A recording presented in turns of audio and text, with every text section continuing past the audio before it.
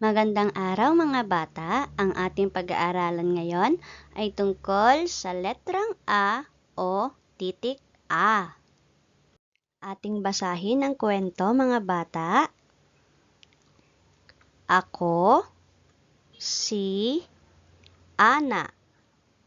Ang pamagat ng kwento ay Ako si Ana.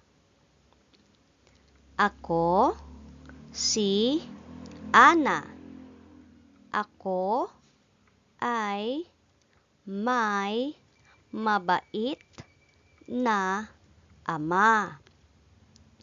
Mahal na mahal ko ang aking ama. At ako ay may alagang aso. Naintindihan niyo ba yung kwento mga bata? Aking uulitin. Ako si Ana. Ako si Ana. Ako ay may mabait na ama. Mahal na mahal ko ang aking ama. At ako ay may alagang aso. Naintindihan niyo ba mga bata? Okay. So ating sasagutan, ano ang pangalan ng bata? Siya si Ana. Magaling. Pangalawa, sino ang mahal ni Ana? Sinong mahal ni Ana mga bata? Ang kanyang ama. Magaling. Pangatlo, ano ang alaga ni Ana?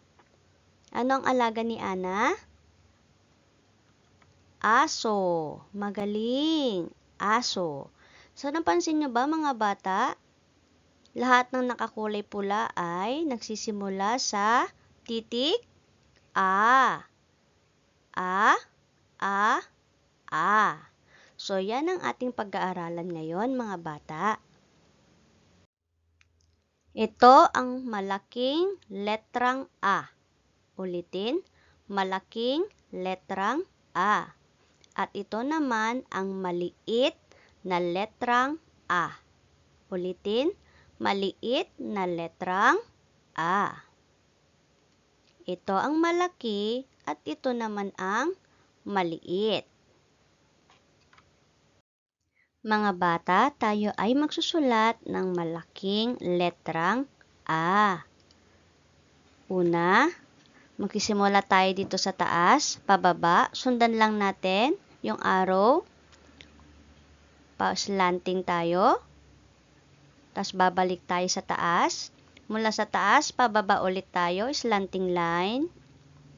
At pagkatapos, pupunta tayo sa gitna at lalagyan natin ng pahigang linya or sleeping line. Ulit, mula sa taas, pababa, slanting line. At babalik tayo sa taas. Mula sa taas ulit, pababa tayo, slanting line ulit. At pupunta tayo sa gitna at maglalagay tayo ng sleeping line. Okay? So, magsusulat tayo ng madami. So, ganito siya pag nagsulat tayo. Ganyan. So, mula sa taas, pababa, slanting line. Babalik tayo sa taas, pababa tayo, slanting line. At babalik tayo sa gitna at maglalagay tayo ng sleeping line. Yan ang tinatawag nating malaking letra. So, 1, 2, 3, 4. Tapos sa baba ulit, maglalagay ulit tayo, magsusulat tayo. Malaki, isang malaki ulit. Isang malaki ulit. Isang malaki ulit. Isang malaki ulit. At isang malaki. Okay? Ulitin natin. Paano ulit? Mula sa taas, pababa, slanting line. Babalik tayo sa taas. Bababa tayo, slanting line. At babalik tayo sa gitna at maglalagay ng sleeping line. Yan ang tinatawag nating malaking letrang A o titik A. Pupunta naman tayo sa maliit na letrang A. Ganito tayo magsulat. Sundan lang natin. Maglalagay tayo ng curve line. Yan, gagawa tayo ng yan. At pupunta tayo doon, babalik sa taas at maglalagay tayo ng straight line. Isa pa. Curve line at straight line. Okay, magsusulat tayo. Isa. Ulitin natin. Gagawa tayo ng parang bilog or curve line. At mula doon sa taas, maglalagay tayo ng straight line. Maglagay ulit tayo ng isa. Mula doon, gagawa tayo ng bilog at straight line. Isa pa. Bilog at straight line. Ganon. Magaling. Maliit na titik A. Maliit, maliit, maliit, maliit, maliit. At sa huli, gagawa ulit tayo. Bilog at straight line. Nakuha nyo ba mga bata? Magaling. Bilogan ang mga salitang nagsisimula sa titik A o letrang A. Una, atis. Pangalawa, bata. Katlo, anino. Susunod, araw. Susunod, ahas. Dagat. Alaga. Isda. Nakikita nyo ba mga bata? Nagsisimula sa letrang A. O, simulan na tayo magsagot. Nakikita nyo na ba? Una. Susunod, may nakikita na ba kayo? Nagsisimula sa letrang A. Pangalawa, ano pa? Nakikita nyo? Turo nyo mga bata? Tama. Meron pa ba? Tama. Meron pa isa. Turo nyo nga. Magaling. Isulat ang titik A sa mga linya upang mabuo ang salita. So, ito ay tinatawag nating abokado. Ulitin, abokado. So, paano natin isulat? A, bo, ka, do. Abokado. Ulitin, abokado. Magaling. Ito ay tinatawag nating abaniko. Ulitin, abaniko. Susulat lang daw natin ang titik A sa bawat linya. A, ba, niko. A, ba, niko. Abaniko. At ang larawang ito ay asukal.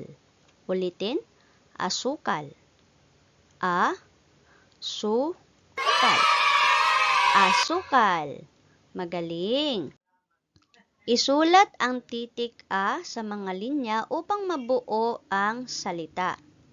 Ang larawang ito ay tinatawag nating ahas. Ulitin, ahas. So, sa linya, isusulat daw natin ang letrang A. Letrang A. So, ito ay ahas. Sabihin, ahas. Magaling. Ito ay ama. O siya ang ating ama. So, sa linya, susulat ang letrang A.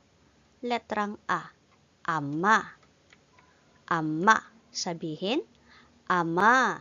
Magaling. At ito ang araw. Araw. Araw. Araw. Magaling. Bilugan ang mga larawan na nagsisimula sa letrang A.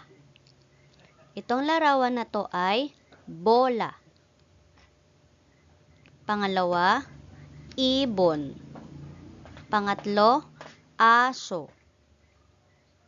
Apoy. 4, aklat. So, meron kayong 4 na tamang sagot na nagsisimula sa letrang A. Una, aso. Tama. Meron pa ba? May 3 pa mga bata? Tama. Apoy. May 2 pa? Tama. 4. At ang huli ay aklat. Magaling. Bilugan ang larawan na nagtatapos sa letrang A. So, nagtatapos ha, mga bata. Mata. Kama. Bola. Tinapay. Pusa. Kamay. So, nagtatapos sa letrang A. So, merong 4 na tamang sagot. So, meron na ba? Una, tama, mata. Meron pang 3 mga bata? Kama, magaling. May 2 pa. Bola, at ang panghuli ay pusa, magaling. Bilugan ang makikitang letrang A. So, meron tayong malaking letrang A at maliit na letrang A. So, meron tayong 5 malaking letrang A at 5 maliit na letrang A. So, nakikita nyo na ba? Una, tama, may 4 pang malaking letrang A. Pangalawa, 3, 4, 5. Magaling. Punta na tayo sa maliit na letrang A. Meron ding 5. Una, tama. May 4 pa. Pangalawa, may 3 pa. Tama. May 2 pa. At ang panghuli ay magaling. Ano ang ating napag-aralan ngayon, mga bata? Ang ating napag-aralan ngayon ay tungkol sa letrang A o titik A. Magaling. Salamat sa pakikinig, mga bata. Tandaan, mag-aral ng mabuti. At kung bago ka pa lang sa channel ko, pakipindot naman ang subscribe button, pati na rin ang bell button upang updated ka sa mga bagong kaalaman. Hanggang sa muli, mga bata. Paalam!